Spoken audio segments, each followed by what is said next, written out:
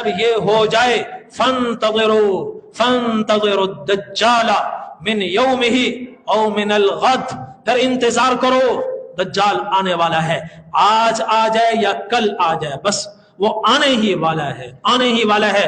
اور چلتے چلتے آپ نے 4 فتنے بیان کیے، فرمایا ان 4 کے بعد دجال نکلے گا، 4 کے بعد۔ میں بیان کرتا ہوں، آپ خود غور کریں کوئی فتنہ آیا کہ نہیں آیا۔ حضرت عبداللہ بن عمر رضی اللہ عنہما کی روایت ہے، فرماتے ہیں ایک مرتبہ نبی کریم صلی اللہ علیہ وسلم نے کچھ فتنوں کا تذکرہ فرمایا، فاکثر فیہا، اور فتنوں کا تذکرہ جب ہوا تو آپ نے کئی فتنے بیان فرمائے، اور چلتے چلتے آپ نے 4 فتنے بیان کیے، فرمایا ان 4 کے بعد دجال نکلے گا، 4 کے بعد۔ میں بیان کرتا ہوں، آپ خود غور کریں کوئی فتنہ آیا کہ نہیں آیا۔ میں ان 4 کو بیان کرتا ہوں۔ ان 4 کے بعد آپ نے فرمایا دجال کا خروج ہوگا، تو حتی ذکر فتنۃ الاحلاس، ایک فتنے آپ نے بیان فرمایا، اس کو نام دیا فتنۃ الاحلاس کا۔ احلاس ہلس کی جمع ہے، ہلس کا معنی ہوتا ہے ٹاٹ، ٹاٹ والا فتنہ۔ یہ اشارہ ہے کہ وہ فتنہ ایک لمبا عرصہ چلے گا، 2 مہینے میں ختم نہیں ہوگا، سالوں پر محیط ہوگا، سالوں پر۔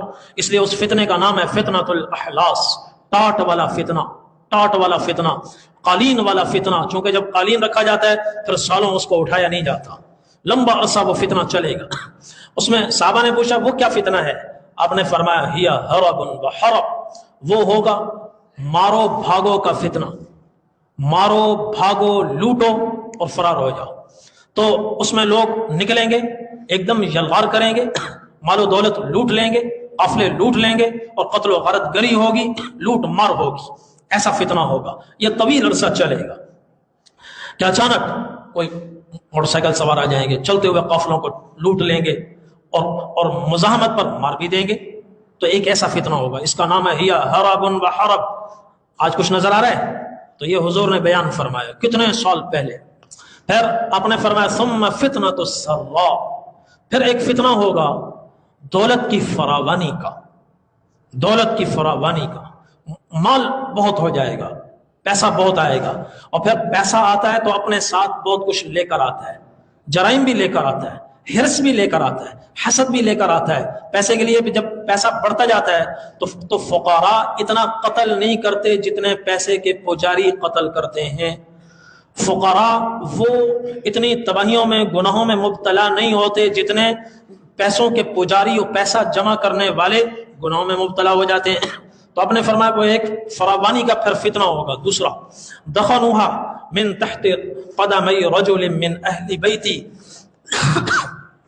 یزعم انه منی ولیس منی انما اولیائی المتقون، اس فتنے کا دھواں اس شخص کے پیروں سے اٹھے گا جو میرے خاندان بنو ہاشم سے تعلق رکھتا ہوگا۔ یہ فتنہ اس شخص کے قدموں کے نیچے سے اٹھے گا جو میرے اہل بیت سے تعلق رکھتا ہوگا، واقعتاً بنو ہاشم سے ہوگا، اور وہ لوگوں سے کہے گا کہ میں ہاشمی ہوں، میں بنو ہاشم میں سے ہوں، سادات سے میرا تعلق ہے۔ آپ نے فرمایا نہیں نہیں، انما اولیائی المتقون، میرے اولیاء تو متقی لوگ ہیں۔ یزعم انہ منی، وہ دعویٰ کر کے کہے گا کہ وہ مجھ سے ہے، ولیس منی، جبکہ وہ مجھ سے نہیں۔ مجھ سے ہونے کے لیے صرف اس کی رگوں میں میرے خون کا ہونا کافی نہیں ہے، میرے ہونے کے لیے میرے نقش قدم پر بھی چلنا ضروری ہے۔ آپ نے فرمایا انما اولیائی المتقون، سن لو میرے اولیاء، میرے دوست، مجھ سے تعلق رکھنے والے کون لوگ ہیں؟ متقی لوگ ہیں۔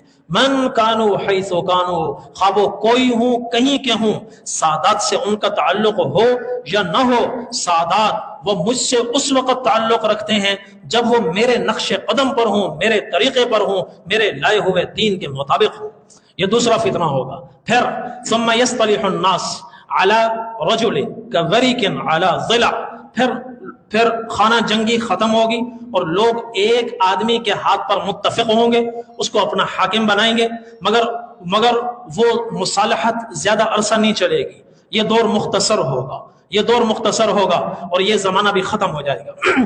ثم فتنۃ الدہیما، چوتھے نمبر پر ایک بہت خوفناک ہوش ربا فتنہ آئے گا، ہوش اڑا دینے والا، وہ ایسا خطرناک فتنہ ہوگا۔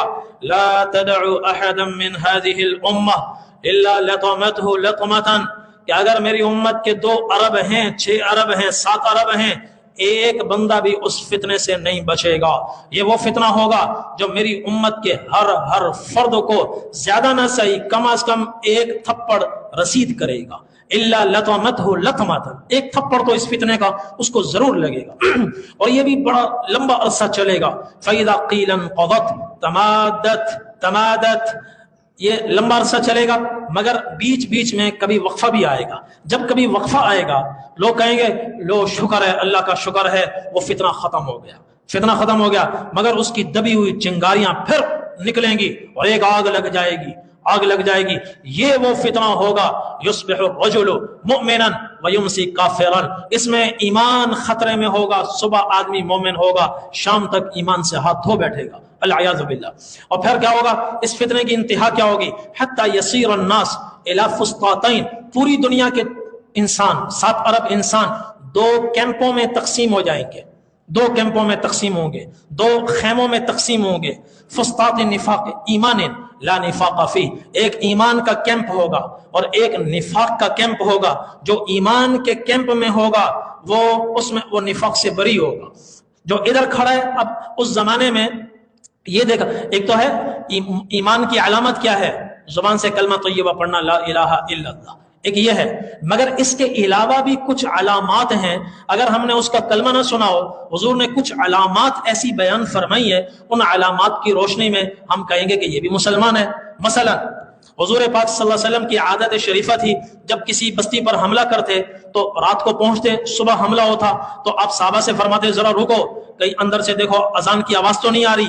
اگر اذان کی آواز آ رہی ہے تو اس کا مطلب ہے اندر مسلمان بھی ہے، لہذا کارروائی محتاط ہونی چاہیے، اور اگر اذان کی آواز نہیں آ رہی تو اس کا مطلب ہے اندر کوئی مسلمان نہیں ہے، لہذا جیسے چاہو حملہ کر دو۔ تو اذان یہ بھی ایمان کی علامت ہے۔